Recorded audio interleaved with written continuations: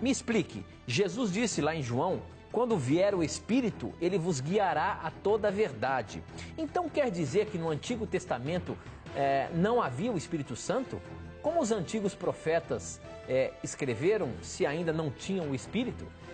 A pergunta dele é o seguinte, será que o Espírito Santo foi derramado no planeta Terra só a partir da morte de Jesus, quando ele subiu aos céus e então ele deixou o Espírito Santo? Isso pode chegar a nos questionar se lá no passado, no Velho Testamento, não havia o Espírito Santo ou não? Veja, quando Jesus prometeu, amigo telespectador, né, que o Espírito Santo viria para ser o nosso Consolador, aqui no verso 16, João 14, né? E eu rogarei ao Pai, e Ele lhes dará outro Consolador para que esteja para sempre convosco. Ele está falando da vinda plena do Espírito Santo ao nosso planeta.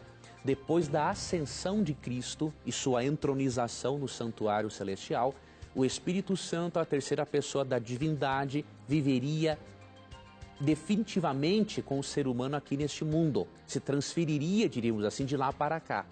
Agora, isso não significa que de lá do céu ele já não atuasse no ser humano. Por quê? Você vê várias referências no Antigo Testamento da atuação do Espírito Santo na vida da pessoa. E eu vou ler uma delas para você, que diz aqui, Gênesis capítulo 6, Gênesis capítulo 6, versículo 13, diz o seguinte: Disse o Senhor, meu Espírito não permanecerá no ser humano para sempre, porque não é mais do que um simples mortal. Por isso ele viverá, o ser humano, não é? Somente 120 anos. Em algumas traduções bíblicas dizem assim, o meu espírito não contenderá para sempre com o ser humano. Não é? Sem falar que em Gênesis 1:2 o espírito já é mencionado no contexto da criação.